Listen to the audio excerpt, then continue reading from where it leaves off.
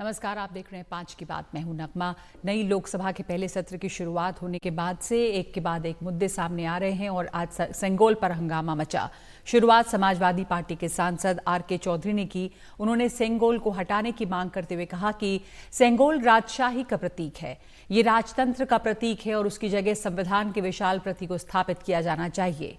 Lok Sabha speaker को लिखी चिट्ठी में उन्होंने कहा कि मैं सदस्य के तौर पर शपथ लेने के लिए सदन के पटल पर पहुंचा, लेकिन सदन में स्थापित सेंगोल देखकर मैं आश्चर्यचकित रह गया।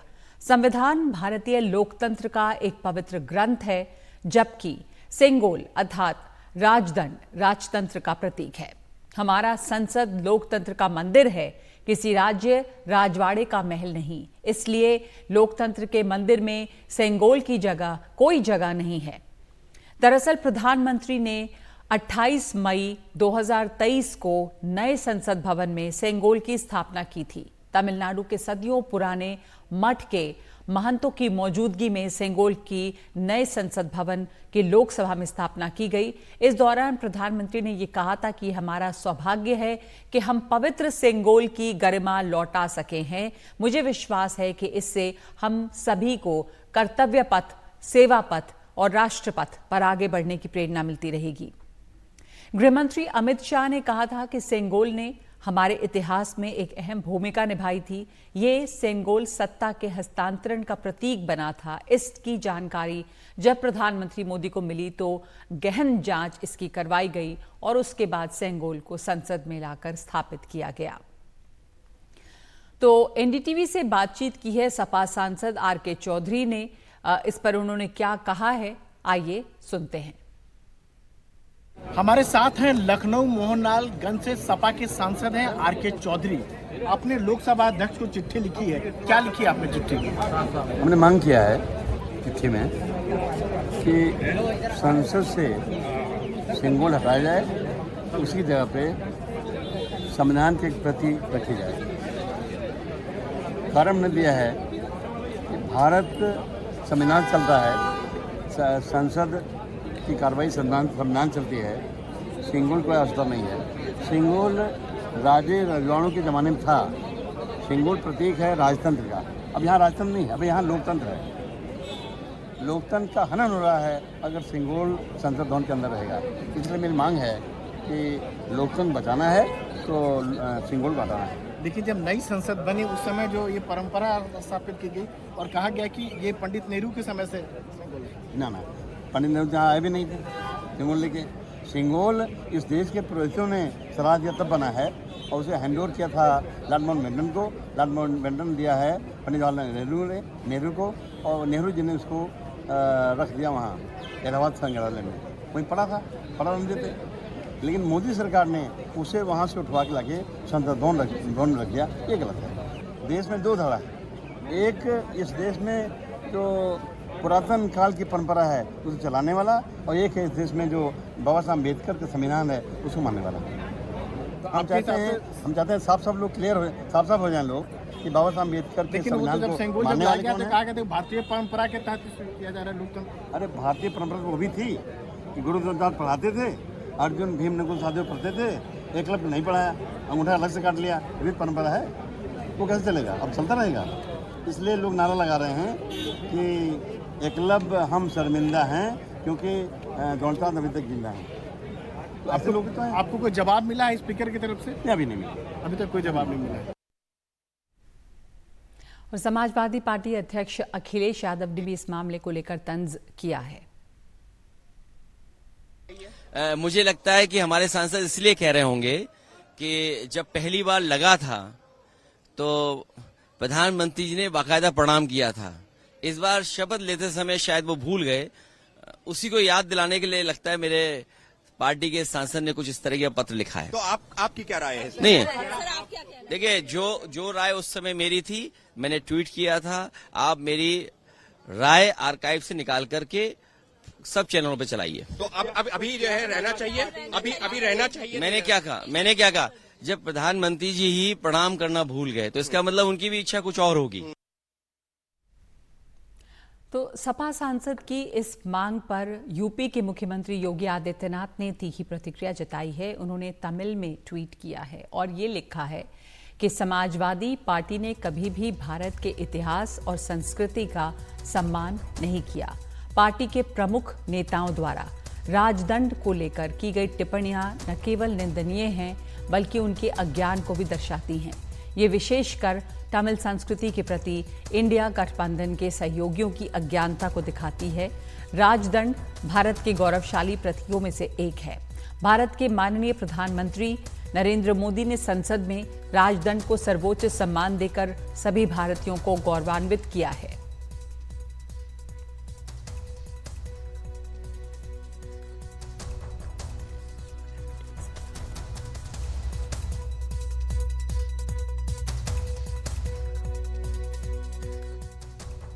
तो इस पर बातचीत करने के लिए हमारे साथ आगे दो मेहमान जुड़ेंगे, लेकिन इस वक्त एक ब्रेकिंग न्यूज़ ये आ रही है कि एनटीए के दफ्तर में कुछ एनएसयूआई के कार्यकर्ता घुस गए हैं। कहा जा रहा है कि एनएसयूआई के करीब 100 से ज़्यादा लोग अंदर घुसे हैं और इस पर ताला लगा दिया है।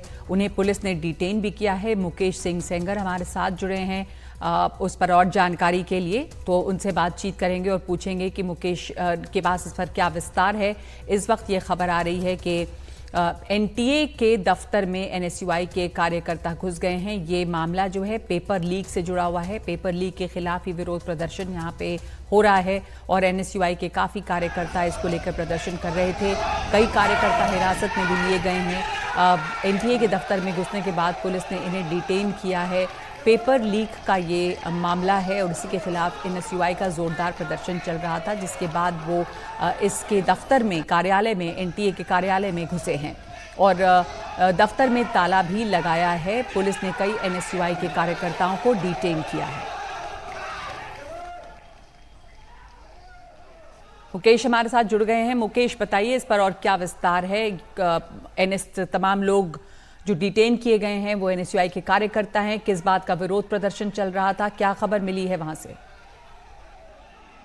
देखिए, जो नीट एग्जाम में गड़बड़ी हुई है उसको लेकर लगातार तमाम जो छात्र हैं वो तो प्रोटेस्ट कर ही रहे हैं लंबे समय से, लेकिन साथ में जो अलग अलग पार्टियों के कार्यकर्ता हैं, खासतौर से एनएसयूआई जो कांग्रेस की विंग है उसके कार्यकर्ता हैं, ये भी जंतर मंतर के अलावा बहुत सारी जगहों पर प्रोटेस्ट कर रहे हैं। आज जानकारी के मुताबिक आज सबसे कुछ देर पहले एनएसयूआई के करीब 100 कार्यकर्ता जो एनटीए का ऑफिस है उखला में वहां पर पहुंचे और वहां पर पहुंचने के बाद प्रोटेस्ट करते हुए ये लोग जबरन जो एनटीए का ऑफिस है उसके अंदर दाखिल हो गए और वहां पर उस वक्त पुलिस नहीं थी। जो सुरक्षा गार्ड थे वो वहां पर मौजूद थे, लेकिन ये कहा जा रहा है कि जबरन ये लोग एनटीए के ऑफिस के अंदर दाखिल हो गए और करीब 100 की संख्या में एनएसयूआई के कार्यकर्ता थे। उसके बाद उन्होंने एनटीए ऑफिस में ताला लगा दिया। इसी बीच वहां पर जो एनटीए के ऑफिस के लोग हैं उन्होंने पुलिस को कॉल किया और पुलिस मौके पर पहुंची है। कई लोगों को डिटेन किया गया है जो वहां पर प्रोटेस्ट कर रहे थे और सभी लोगों को वहां से हटा दिया गया है, लेकिन थोड़ी देर के लिए वहां पर अफरा तफरी का माहौल बन गया था, क्योंकि जिस तरह से कार्यकर्ता जो एनएसयूआई के हैं वो अंदर दाखिल हुए प्रोटेस्ट करते हुए, संख्या ज्यादा थी, जिसके चलते जो सुरक्षा गार्ड वहां पर तैनात हैं वो लोगों को रोक नहीं पाए और जबरन जो एनडीए का जो दफ्तर है उसका जो गेट है उसके अंदर के लोग दाखिल हो गए और कहा जा रहा है कि दफ्तर में ताला भी लगा दिया। ये सारा जो प्रोटेस्ट है ये इसीलिए हो रहा है कि जो नीट के एग्जाम में गड़बड़ी हुई है उसको लेकर लगातार जो प्रोटेस्ट है वो जारी है, लेकिन इसी प्रोटेस्ट के बीच जो राजनीति है वो भी काफी तेज हो रही है और अलग अलग पार्टियों के कार्यकर्ता भी इसमें इस प्रोटेस्ट में शामिल हैं। उसी कड़ी में जो कांग्रेस की विंग है एनएसयूआई उसके कार्यकर्ता आज जो ओखला में एनटीए का ऑफिस है वहां पर पहुंचे और जबरन एनटीए ऑफिस के अंदर दाखिल हो गए। तो फिलहाल वहां पर जितने भी लोग थे सबको हटा लिया गया है और पुलिस ने कई लोगों को डिटेन किया है। पुलिस के मुताबिक जो लोग अंदर दाखिल हुए हैं उनके खिलाफ जो लीगल एक्शन है वो लिया जाएगा, क्योंकि वहां पर किसी भी तरह के प्रोटेस्ट की परमिशन नहीं ली गई थी और जो भी लोग अंदर गए हैं उनके खिलाफ कार्रवाई की जाएगी। ठीक है मुकेश, आपने बताया कि प्रोटेस्ट की परमिशन नहीं थी, इसके बावजूद यहाँ पर दाखिल हुए हैं ज़बरदस्ती, और ये तमाम NSUI यानी कि कांग्रेस की जो यूथ विंग है उसके कार्यकर्ता हैं, पेपर लीक मामले में ये प्रदर्शन कर रहे हैं और NTA के दफ्तर में गए हैं। कई कार्यकर्ताओं को डिटेन किया गया है। अब सेंगोल की राजनीति पर लौटते हैं। इसे लेकर समाजवादी पार्टी के सांसद ने जिस तरह की टिप्पणी की है उस पर उत्तर प्रदेश के मुख्यमंत्री योगी आदित्यनाथ ने कहा कि ये आपत्तिजनक भी है और उन्हें तमिल संस्कृति का कोई ज्ञान नहीं है, लेकिन कुल मिलाकर सेंगोल को संसद में स्थापन जब किया गया, उसकी स्थापना हुई, उस पर राजनीति शुरू हो गई है। हमारे साथ इस पर राजनीतिक विश्लेषक जुड़े हैं सौरभ दुबे और दुष्यंत नागर। सौरभ दुबे, आपकी इसके ऊपर क्या राय है? जिस तरह की अभी इसके ऊपर टिप्पणी आई है या कमेंट्स आए हैं या आपत्ति दर्ज की गई है समाजवादी पार्टी की तरफ से कि ये हमारा जो देश है वो लोकतंत्र है, राजतंत्र नहीं, और सेंगोल का यहाँ पे कोई मतलब नहीं है, तो इस आपत्ति को आप कितना दुरुस्त मानते हैं?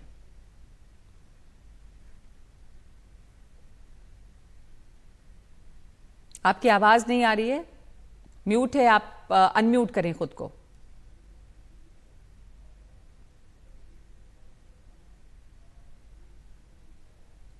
दुष्यंत जी, जब तक आप अपनी राय देना चाहेंगे तो। जी बिल्कुल, माननीय सांसद जो नवनिर्वाचित सांसद है RK चौधरी जी, उनका उत्तर प्रदेश विधानसभा का भी लंबा कार्यकाल रहा है और वो सामाजिक कई कार्यक्रमों से जुड़े रहे, वो गहरी उनकी पैठ है, पिछड़ों के वो नेता है। अगर वो किसी बात को कह रहे हैं तो उसको गंभीरता से लिया जाना चाहिए। देखिए, हमारा 140 करोड़ का देश है और संसद की गरिमा संविधान के सम्मान से बढ़े। आपने सिंगोल लगाया, आपका धन्यवाद, लेकिन अगर कोई सांसद सिंगोल को हटा के संविधान रखने की बात कहता है तो वो सांसद देशद्रोही नहीं कहना चाहिए। उसको गलत तरीके से प्रस्तुत करने की बिल्कुल भी जरूरत नहीं। देखिए, हमारे भारत जो इस समय ये राजनीतिक बहस एक बार राजनीतिक मुद्दा बन रहा है, आपको लग रहा है कि ये संसद, नए संसद की शुरुआत में ये मुद्दा उठाना अभी इसकी कोई ज़रूरत थी? ये अब पिछले साल 28 मई को ये सेंगोल की स्थापना की गई। अभी इस नए संसद में लोकसभा की जब सदन की शुरुआत हुई है, ये पूरा मामला एक बार फिर से उठाया गया है।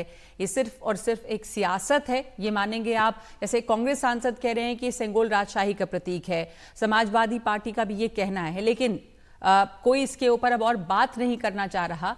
फिर इस बात को छेड़ने की इस समय क्या कारण लगता है?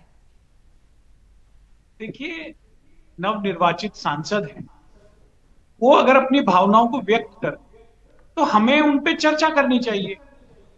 लोगों की अलग अलग राय हो सकती है। और आप देखिए, जो भारत के प्रतीक है, सारनाथ के में जो मिला अशोक की लाट से जिसको लिया गया है, अशोक एक बौद्ध राजा थे। आज बहुसंख्यक हिंदू राष्ट्र है हमारा भारत, जहां हिंदू बहुसंख्यकता में, बाहुल्यता में रहते हैं, लेकिन बौद्ध धर्म के उस प्रतीक चिन्ह को भारत ने स्वीकार किया। तो ऐसा कोई बात नहीं है। सेंगोल भी है, मोदी जी ने पिछले वर्ष उसको नई संसद में प्रतिष्ठित किया। चोल राजाओं से जुड़ा हुआ है, एक भारत का गरिमामयी अतीत है, उसका भी सम्मान होना चाहिए।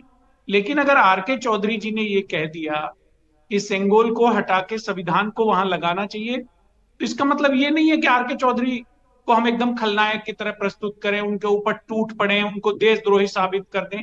उनका विचार है, आप उस पर चर्चा करिए। जी, इससे ज्यादा मैं नहीं समझता। आपको आवाज आ रही है या आपकी आवाज अब हम सुन पाएंगे, तो आपकी इसके ऊपर क्या प्रतिक्रिया है? जैसे मुख्यमंत्री योगी आदित्यनाथ ने ट्वीट किया कि समाजवादी पार्टी ने कभी भी भारत के इतिहास और संस्कृति का सम्मान नहीं किया, तो यानी जो इसके ऊपर आपत्ति अगर की गई है कि सेंगोल की जगह पे संविधान रखें, हमारा देश जो है वो लोकतंत्र है, राजतंत्र नहीं, आपको लग रहा है कि ये भारत के इतिहास और संस्कृति का सम्मान नहीं किया जाना है, अनादर है उसका?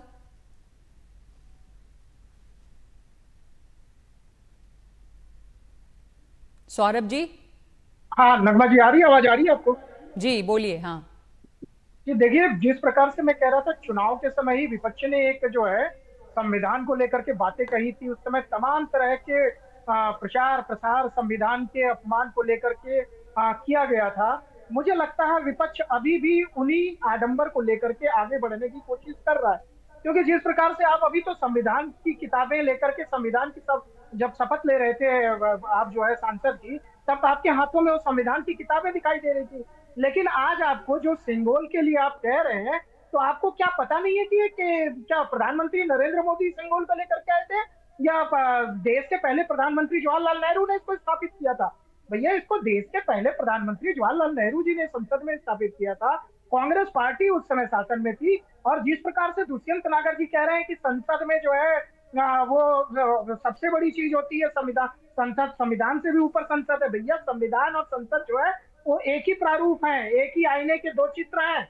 आप उनको अलग अलग करके नहीं देख सकते। आप भारत के जो राष्ट्रीय चिन्ह है, जो भारत में जिनको आप ही कांग्रेस पार्टी ही जिनको लेकर के शुरुआत की थी, आज आप उनका विरोध नहीं कर सकते सिर्फ इस नाम पर कि आप संविधान की दुहाई दे रहे हैं। आप किस प्रकार से संविधान की दुहाई देना चाहते हैं? आप इस प्रकार से कि जब उसको स्थापित किया गया तब तो आप लोगों के मुंह से एक शब्द नहीं निकला था, तब आप लोगों ने नई पार्लियामेंट तो सेंगोल के ऊपर आपत्ति जो की गई, आप कह रहे हैं वही आपत्तिजनक है, उसका कोई मायने नहीं है?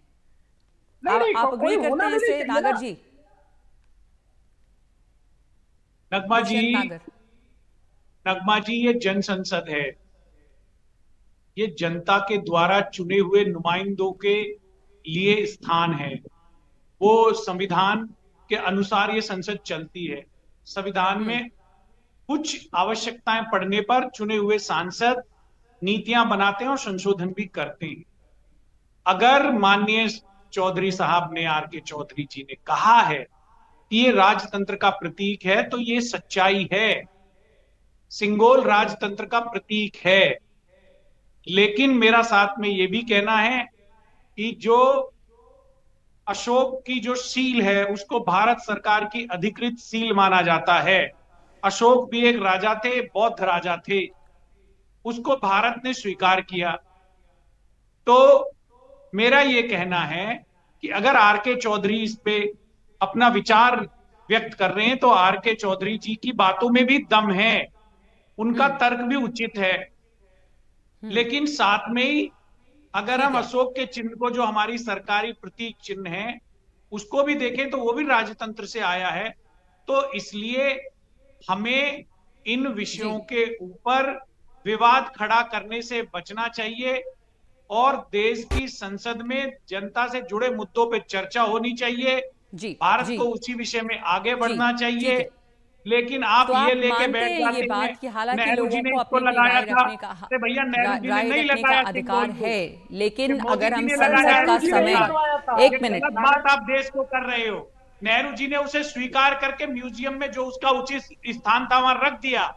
संसद संविधान के लिए है, संसद 140 करोड़ लोगों के लिए है। बिल्कुल नागर जी, आपने कहा संसद संविधान के लिए, जिन चीजों को म्यूजियम में रखना चाहिए उसको वहीं रहने देना चाहिए। और अब इतना ही वक्त है मेरे पास, लेकिन कुछ वापस आप इसके ऊपर कहना चाह रहे थे हमारे दूसरे मेहमान जो हैं। जी, मैं ये कहना चाह रहा था कि दुष्यंत नागर जी को पता होना चाहिए कि पूर्व प्रधानमंत्री नेहरू जी ने ही इसको जो है बाकायदे इसको मंगवाया था, बनवाया था, इसका शुल्क अदा करवाया था, और उसके बाद इसको जो है ना उसको संसद के अंदर न रखवा करके इलाहाबाद प्रयागराज के अंदर जो है वो म्यूजियम में इसको रखवाया था। ये सभी लोग जानते हैं। तो उस समय आपने क्यों नहीं हटवा दिया इसको इसी प्रकार से? किस समय किया या नहीं किया, बात यह है कि इस समय अगर उसके ऊपर कोई आपत्ति जता रहा है, माफ कीजिएगा मेरे पास अब इतना ही वक्त है और वक्त नहीं है, हालांकि शुरू में आपकी आवाज नहीं आ रही थी, समय गया। लेकिन बात यह है कि अगर कोई आपत्ति जता रहा है तो उसके ऊपर आपत्ति जताना भी सही नहीं है, क्योंकि लोगों को अपनी अपनी राय रखने की आजादी है। लेकिन जैसा नागर साहब कह रहे थे कि संसद का समय जनता से जुड़े मुद्दों को उठाने में अगर इस्तेमाल किया जाए तो वो बेहतर है। एक ब्रेक ले रहे हैं इस वक्त हम, और आगे देखेंगे कि एप्पल की सप्लायर कंपनी फॉक्सकॉन पर आरोप है विवाहित महिलाओं को नौकरी ना देने का। क्या ये सच है? एक ब्रेक के बाद।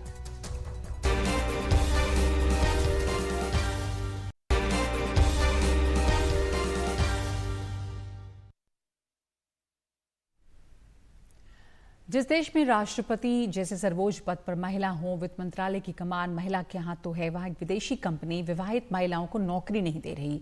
भारत में एप्पल के लिए आईफोन बनाने वाली ताइवानी कंपनी फॉक्सकॉन पर आरोप है एक बेतुके नियम का। ये नियम ये है कि विवाहित महिलाओं को वह नौकरी नहीं दी जाती। जैसे ही ये मामला तूल पकड़ने लगा, वैसे ही श्रम मंत्रालय ने भी इस मामले की जानकारी जुटाकर संज्ञान लिया। कंपनी को केंद्र सरकार ने तुरंत रिपोर्ट पेश करने का आदेश दिया है। शादीशुदा महिलाओं को नौकरी पर नहीं रखने के आरोपों के बीच फॉक्सकॉन इंडिया ने सफाई दी है। फॉक्सकॉन ने सरकार से कहा है कि उसके नए कर्मचारियों में से 25% विवाहित महिलाएं हैं और उसका सुरक्षा नियमन भेदभावपूर्ण नहीं है। ये जानकारी पीटीआई ने सूत्रों के हवाले से दी है। हमारे साथ जुड़ रही हैं मेरी सहयोगी उमा सुधीर इस पर। उमा, ये जो आरोप लगे थे फॉक्सकॉन के, इसकी कोई क्या पुष्टि हो चुकी? बहुत कुछ लोगों से बात हुई होगी, क्योंकि वहाँ के फॉर्मर एम्प्लॉई, एक एचआर एम्प्लॉय भी इस बात को कई जगह कोट किए गए हैं कहते हुए, मिस्टर पॉल, कि ऐसा होता था। कुछ वहाँ के वर्कर्स भी इसको कह रहे हैं, टेस्टिफाई कर रहे हैं। तो क्या जानकारी है आपकी? एक तो ये कि फॉक्सकॉन दुनिया का सबसे बड़ा इलेक्ट्रॉनिक्स कॉन्ट्रैक्टर कंपनी है और आईफोन बनाने का सबसे बड़ा प्लांट इंडिया में यही वाला है जो श्रीपेरुम्बदूर चेन्नई में पड़ता है। ये रॉयटर्स की इन्वेस्टिगेशन है और उन्होंने कहा है कि 2023 और 24 के अंदर, यानी कि जनवरी 2023 और 24 के बीच उन्होंने बात की है फॉक्सकॉन के न सिर्फ एम्प्लॉयज से या फिर फॉर्मर एम्प्लॉयज से या फिर एजेंसी से जो हायर करते हैं फॉक्सकॉन के बिहाफ में, और कुछ एडवर्टाइजमेंट्स भी ऐसे निकले हैं जिनमें कहा गया है खास तौर पर और बहुत स्पेसिफिकली कि इसमें अनमैरिड विमेन इसके लिए क्वालिफाइड नहीं है। और इसके लिए 3-4 रीजंस बताए जा रहे हैं। एक में इसमें ये कि जो शादीशुदा महिलाएं हैं उनकी जो परिवार की जो रिस्पॉन्सिबिलिटीज होती हैं वो ज्यादा होती हैं। उनको चाइल्ड बेयरिंग यानी कि बच्चे जब पैदा होते हैं तो ज्यादा एब्सेंटीज्म भी उनमें होता है, ये एक मुद्दा है। और दूसरा मुद्दा उन्होंने बताया है कि शादीशुदा महिलाएं अक्सर पाँव में एक रिंग पहनती हैं और उसके अलावा एक चेन भी पहनती है जो मंगलसूत्र होता है, और उसकी वजह से उनके खिलाफ एक तरह का बायस था जिसकी वजह से उन लोगों को हायर नहीं किया जा रहा था। फॉक्सकॉन ने अपनी तरफ से सफाई दी है कि हमने जो लेटेस्ट हायर किया है उसमें 25% तक मैरिड विमेन ही है। एक और खास बात यह भी है कि फॉक्सकॉन शायद सबसे बड़ा एम्प्लॉयर है, उनके पास 45,000 लोग हैं और उसमें से 70% महिलाएं ही है, और उनका ये कहना है कि 30% तक उसमें शादीशुदा महिलाएं। लेकिन इस बात का इम्पोर्टेंस इसलिए भी है कि ये बहुत इनफॉर्मली बहुत सेक्टर्स में चलता है कि महिलाओं को जॉब्स इसलिए नहीं दी जाती हैं या फिर वो शादी करके उनके रिस्पॉन्सिबिलिटीज बढ़ जाते हैं या प्रेग्नेंट हो जाते हैं, बच्चे हो जाते हैं, फैमिली। तो ये बहुत इंपॉर्टेंट मुद्दा इसीलिए भी है और इसलिए केंद्र सरकार ने अब चेन्नई तमिलनाडु की सरकार को खत लिखा है और रीजनल जो लेबर कमिश्नर है उनसे भी मांगा है कि आप प्राइमरी जो फैक्चुअल इंफॉर्मेशन है ये आप हमें दीजिए, क्योंकि फॉक्सकॉन का कहना है कि जिन लोगों को हायर नहीं किया उन लोगों ने एक तरह से पॉलिटिकली मोटिवेटेड या बिजनेस मोटिवेशन के साथ ये आरोप लगाए हैं। ठीक, तो फॉक्सकॉन का कहना है कि ये मोटिवेशन, पॉलिटिकल मोटिवेशन के तहत आरोप लगाए गए हैं, लेकिन इनको नोटिस दिया गया है और इस पर जवाब भी मांगा गया है। वहाँ पर जो क्षेत्रीय एजेंसी हैं उनसे डॉक्टर रंजना कुमारी, डायरेक्टर CSR हमारे साथ जुड़ रही हैं। डॉक्टर रंजना कुमारी, ये कितना ज़्यादा प्रेवलेंट है? वैसे फॉक्सकॉन तो एक है, मल्टीनेशनल्स हैं, पर दूसरी कंपनियां भी हैं जहां पर ये एक बिना बताए एक बायस होता है, कई कारणों से होता है, आपने देखा होगा अपने तजुर्बे में। बिल्कुल, और हम लोगों की तो अपनी शोध भी है जिसमें कि महिलाओं को उच्चतम पद पर कंपनियां इसलिए नहीं देती कि उनके सोशल रिस्पॉन्सिबिलिटीज हैं वो बहुत ज्यादा है और कंपनी में पूरी तरह से वो ध्यान नहीं दे पाएंगी। लेकिन सबसे बड़ी आश्चर्य की बात यह है कि इस समय निवेश के लिए हम दुनिया भर से कंपनियों को बुला रहे हैं और ना सिर्फ ये हमारे राष्ट्रीय कानून का उल्लंघन कर रही हैं, जो कि सेक्शन 5 है 1976 में जो कानून बनाया गया उसमें कहा गया था कि नो डिस्क्रिमिनेशन, मतलब है कि महिला पुरुष के एम्प्लॉयमेंट देने में कोई डिस्क्रिमिनेशन नहीं होगा और महिला का क्या सोशल स्टेटस है उसमें नहीं होगा। फिर उसके अलावा ये सिर्फ राष्ट्रीय कानून का उल्लंघन नहीं है, ILO ने, इंटरनेशनल लेबर ऑर्गेनाइजेशन के 2 कन्वेंशन है। एक कन्वेंशन तो बहुत पुराना कन्वेंशन है 1958 का 111, और उसके बाद फिर एक दूसरा उस 1981 में फिर से उस कन्वेंशन को री एनफोर्स किया गया कि कोई भी एम्प्लॉयर महिला के मैरिटल स्टेटस को लेकर के डिस्क्रिमिनेशन नहीं कर सकता है। तो ना सिर्फ ये नेशनल वायलेशन है, इंटरनेशनल भी वायलेशन है।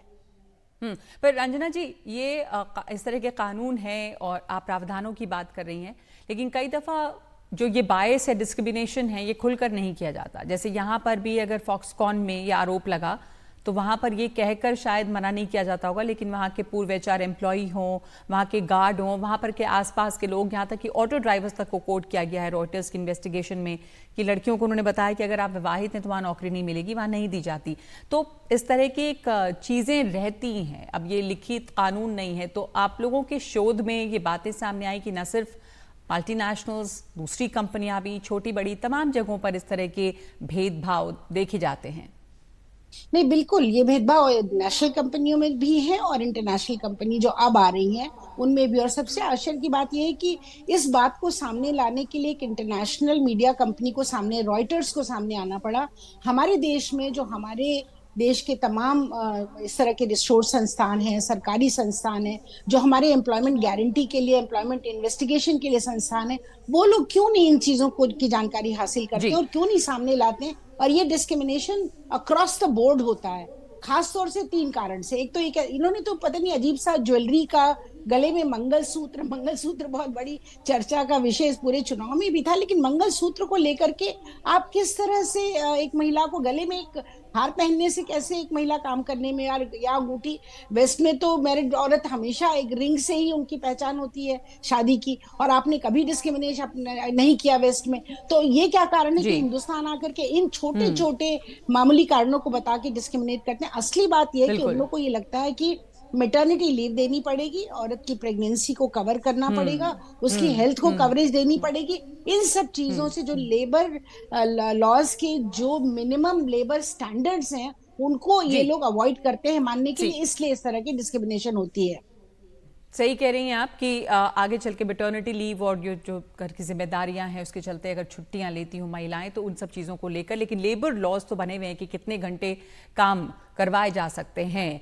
तो छुट्टियां अगर महिलाएं लेती हैं तो वो भी उसके तहत ही लेती होंगी, उससे ज़्यादा नहीं। लेकिन इस तरह के भेदभाव जो हैं वो इन तमाम कंपनियों में, चाहे विदेशी कंपनी हो या घरेलू कंपनियां हो, वो देखी जाती हैं कानूनों के बावजूद।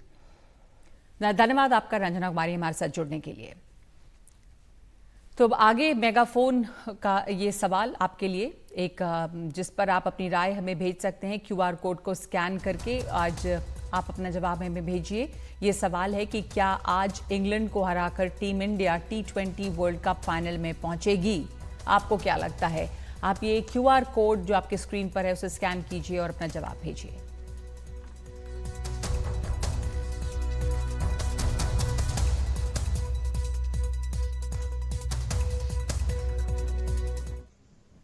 और ब्रेक के बाद देखिए क्रिकेट से जुड़ा कार्यक्रम गूगली।